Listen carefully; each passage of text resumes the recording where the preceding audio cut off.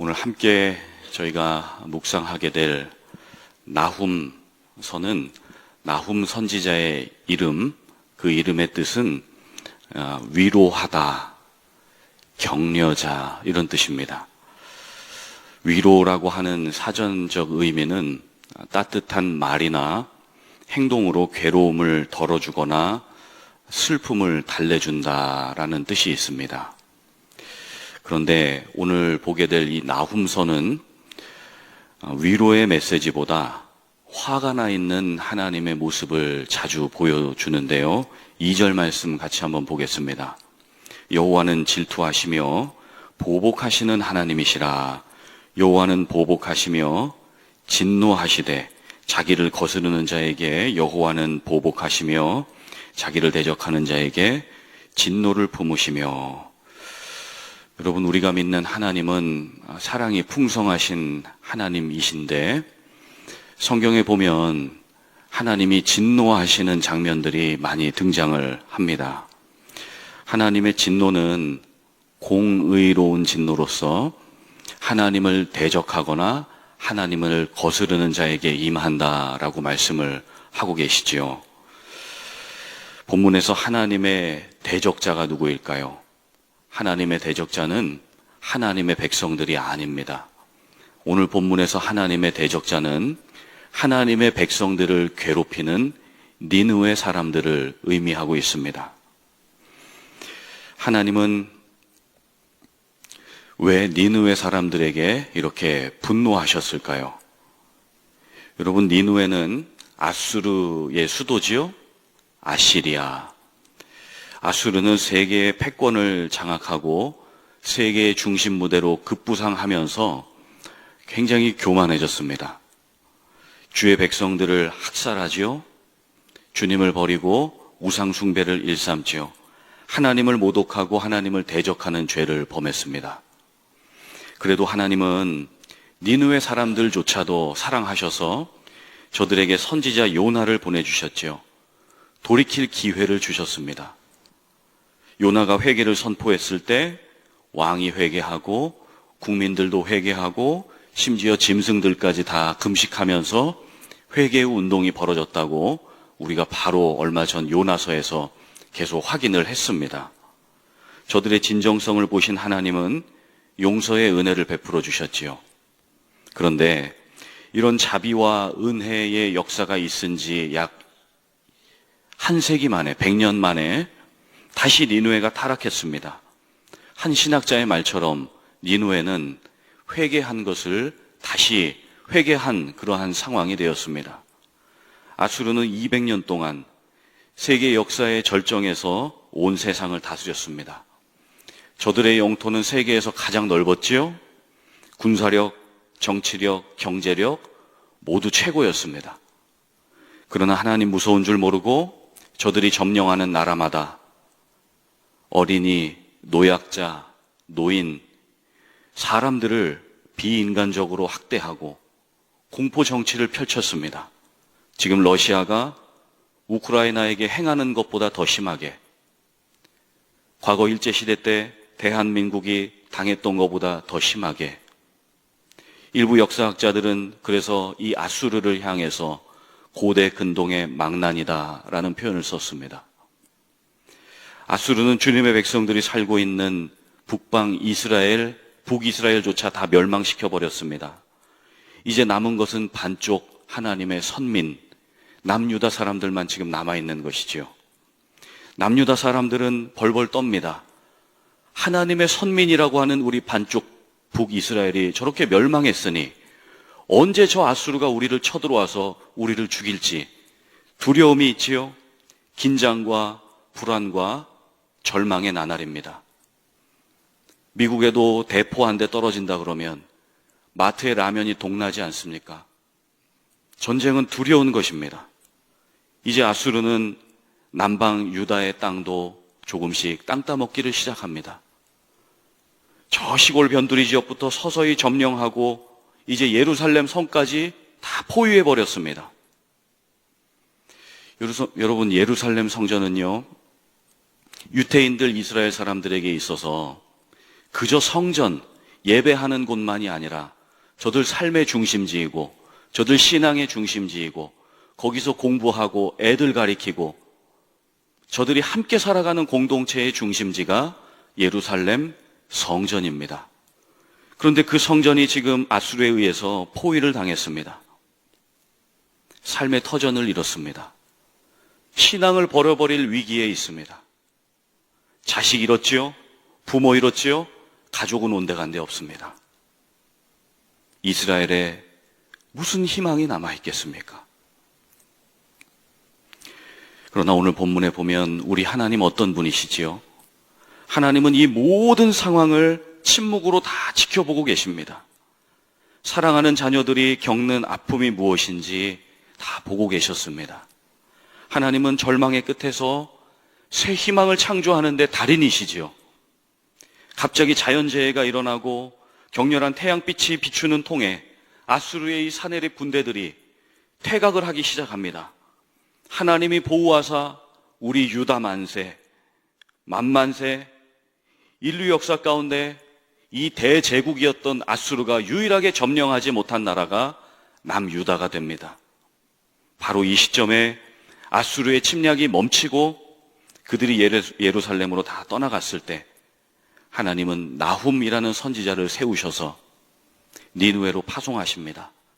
그리고 니느웨 하나님의 백성들을 괴롭히는 이 악인들 다시는 이 역사에 존재하지 못할 것이라고 하나님이 오늘 그 예언의 말씀을 나훔을 통해서 말씀하고 계신 겁니다. 그러니 하나님을 대적하고 하나님의 백성을 괴롭히는 나훔의 입장에서는 나훔이 아니고 니느웨의 입장에서는 이단 나올 뻔했습니다. 니느웨의 입장에서는 공포지요. 하나님의 메시지가 심판으로 들릴 수밖에 없지요. 반면에 하나님의 백성들의 입장에서는 우리를 괴롭히는 저 아수르가 무너질 것이니 얼마나 할렐루야 소망이고 위로이지 않겠습니까? 하나님은 위로자 나훔을 세우심으로 당신의 백성들의 궁극적 위로자가 누구인지 하나님이 보여주셨습니다. 하나님은 당신의 자녀들을 잠시 연단과 훈련 가운데 두시기도 하지요.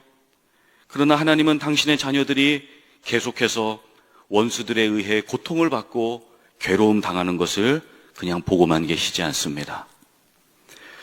제가 얼마 전에 유튜브에서 동물의 왕국을 잠깐 보게 됐는데 큰 들판에, 넓은 들판에 사슴이 새끼를 출산을 했습니다. 그런데 뒤에서 이 새끼 사슴을 먹으려고 기다리고 있던 사자가 으르렁거리고 나타나니까 엄마 사자가 너무 놀라가지고 그냥 주랭랑치고 도망을 가버렸습니다. 사자가 이 새끼 사슴을 먹으려고 머리를 물으려고 하는데 갑자기 어디서부턴가 100마일로 타닥타닥 소리가 나더니 도망갔던 엄마 사슴이 사자를 향해서 엄청난 속도로 달려와서 사자의 머리를 들이받아 버렸습니다. 사자가 얼마나 당황했는지 사슴을 물끄러미 쳐다보고 있습니다. 너무 아픈 거죠. 그리고 지금 동물의 왕한테 지금 대든 거 아닙니까? 사자가 사슴을 물끄러미 당황스러워서 쳐다보고 있는데 엄마 사슴도 너무 놀랐는지 점점 뒷걸음질 치며 뒤로 가고 있습니다. 그런데 뒷걸음질 치며 뒤로 가고 있는 그 사슴을 바라보고 있는 사자의 눈이 갑자기 커진 겁니다. 이번에는 200마일의 속도로 이 엄마 사슴이 사자를 향해서 달려와서 사자의 머리를 들이받아 버렸습니다. 2번 헤딩을 당하고 나서 사자가 이 새끼를 먹으려 하지 않고 점점 뒷걸음질 치고 뒤로 도망을 갔습니다. 저는 이 유튜브를 보면서 이제 동물의 왕이 사자가 아니라 마돌사슴으로 바뀌었구나. 저는 그런 생각을 했습니다. 여러분, 세상에 3가지 성이 있다고 하죠. 남성, 여성, 그리고 아줌마.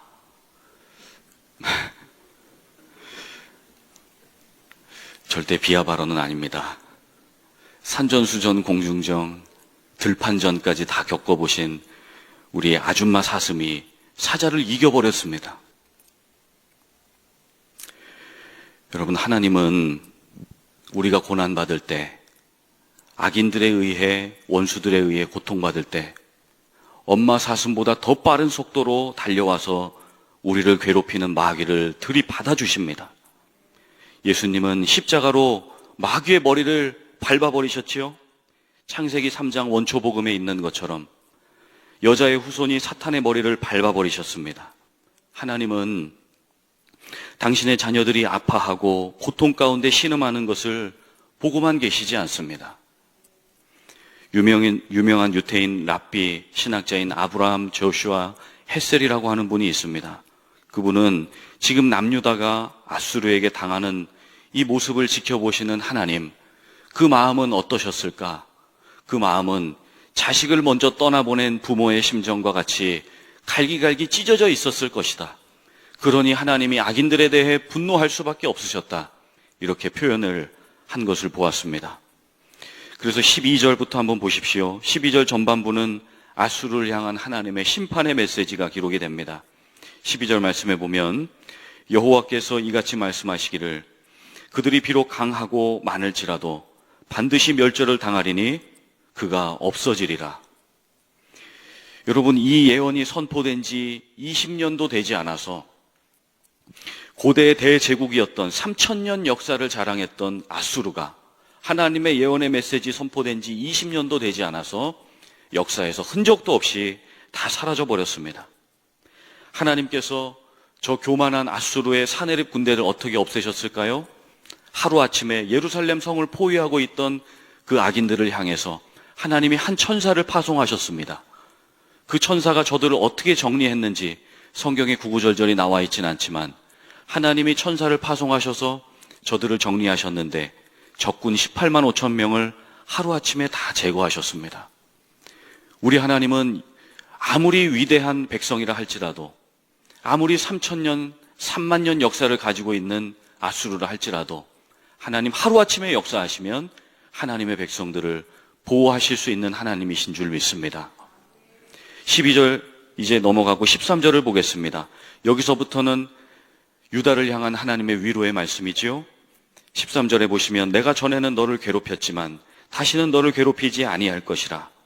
이제 내게 지은 그 멍에를 내가 깨뜨리고 내 결박을 끊으리라. 이렇게 말씀합니다. 여기서 멍에와 결박은 아수르의 그 폭력적인 억압을 의미하죠. 하나님은 애굽 백성을 출애굽시켜 주심으로 그 멍에를 풀어주셨고 사탄의 영적인 결박에서 우리를 또한 풀어주시기를 원하시죠.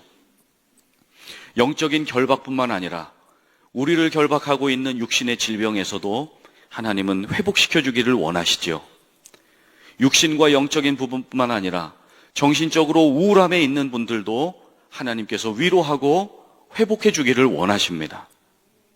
여러분 7절을 보십시오. 하나님 어떤 분이십니까? 환난 날에 만날 산성이라 말씀하지요. 그는 자기에게 피하는 자들을 아신다 말씀합니다. 하나님은 당신께 피하는 자들을 아세요. 우리의 상황과 형편을 다 보고 계셨습니다. 당신께 피하는 자들을 우리 주님은 돕고 싶어 하세요. 저도 성도님들의 기도 제목을 받으면 어떻게든 도와드리고 싶어 하는데 하나님은 하물며 얼마나 더 여러분들을 도와주고 싶어 하시겠습니까? 저는 성도님들의 기도 제목을 주실 때 뭐든지 말씀하셔도 된다고, 제가 기도해드리겠다고, 다 도와드리겠다고 말씀을 합니다. 그러나 단 하나, 저한테 돈을 꿔달라고 그러시면 안 됩니다. 제가 미리 말씀을 드려요. 왜냐하면 돈은 제가 더 필요하니까요. 요새 저희 아이들이 얼마나 먹어대는지, 고깃값은 왜 이렇게 많이 올랐는지, 마트에 가면 가격표가 점점 꼴보기 싫어집니다. 여러분, 고깃값뿐이겠습니까? 무너지는 우리의 마음, 예수를 믿는데도 무력한 우리의 심령, 때로 죽고 싶어서 가슴을 치는 슬픔이 있을 때, 아무것도 안 하고 들어 누워 있고 싶을 때, 기도도 나오지 않고 말씀은 보기 싫고 하나님은 살아계신 것이 맞습니까? 하나님, 내 인생에 미래는 있는 것이 맞습니까? 이 절망의 끝은 어떻게 합니까? 우리 자녀들은 어떻게 양육해야 되겠습니까? 하나님 도와주십시오. 주님만이 나의 소망이시지 않습니까? 환난 날에 나를 부르라. 내가 너를 건지리니 네가 나를 영화롭게 하리라. 아멘. 시편 121편에 내가 산을 향하여 눈을 들리라. 나의 도움이 어디서 올꼬? 여러분은 우리의 도움이 어디서 옵니까? 천지를 지으신 여호와에게서로다. 아멘. 내가 산을 향하여 눈을 들리라. 나의 도움이 어디서 올꼬? 나의 도움은 천지를 지으신 여호와에게서로다. 할렐루야! 할렐루야! 하나님 우리의 도움이 되어 주옵소서.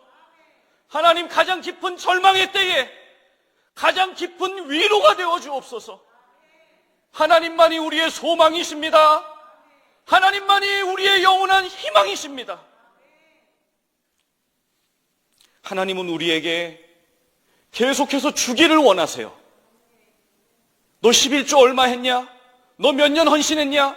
하나님 그거에 관심이 없으십니다. 하나님은 계속해서 우리에게 주기를 원하세요. 은혜를 주기를 원하시고, 소망을 부어주기를 원하시고, 위로를 부어주기를 원하시고, 여러분 삶에 긍정적이고 적극적이고 하나님의 말씀을 통하여 위로하시는 주님의 메시지를 주기를 원하십니다. 여러분, 우리는 너무나 신앙이 고상하고 착해서 주님 앞에 자꾸 드리려고만 합니다. 주님 받으소서. 여러분, 뭘 얼마나 더 드릴 겁니까? 우리 생명 주님 앞에 다 드렸지 않습니까?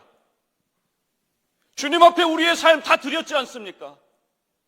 하루를 살아도 하나님이 도와주셔야 우리가 살 수 있는 것 아니겠습니까? 하나님 은혜를 부어주십시오. 하나님 한 목사가 목회를 잘할 수 있도록 은혜를 부어주십시오. 설교를 잘할 수 있도록 성령의 기름 부음을 주십시오. 하나님이 제게 주셔야 저도 목회를 할 수 있고 자녀들을 키울 수 있고 성도들을 목양할 수 있는 것 아니겠습니까? 여러분, 더 받으십시오. 하나님 앞에 구하십시오. 하나님 앞에 달라고 하십시오. 주십시오 하는 것이 약한 신앙, 어린 신앙이 아닙니다. 하나님 앞에 달라고, 하나님 주셔야 살 수 있다고, 하나님 돈 주십시오. 하나님 도와주십시오. 하나님 나를 붙들어 주십시오. 그러므로 우리의 소망은 오직 주님께만 있습니다. 아멘. 시편 42편 5절에 내 영혼아 내가 어찌하여 낭망하며 어찌하여 내 속에서 불안하여 하는고 너는 하나님을 바라라. 그 얼굴의 도우심을 인하여 내가 오히려 찬송하리로다. 팬데믹으로 우리의 신앙이 많이 떨어진 게 사실입니다. 그러나 하나님은 한 번도 너희들 신앙이 왜 그렇게 됐느냐? 주님은 한 번도 우리를 정죄하신 적이 없습니다. 오늘 나와 함께 하시며 나를 위로하시는 하나님 곁으로 더 가까이 나아가십시다. 하나님은 우리의 영원한 반석이요 영원한 산성이 되십니다.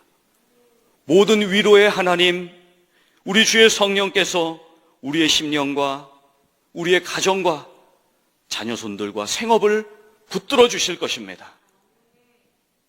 인생의 가장 깊은 절망 가운데 가장 깊은 주님의 위로를 경험하시는 사랑하시는 우리 귀하고 복된 성도님들, 각 가정과 심령들 되시기를 예수님의 이름으로 사랑하고 축복합니다.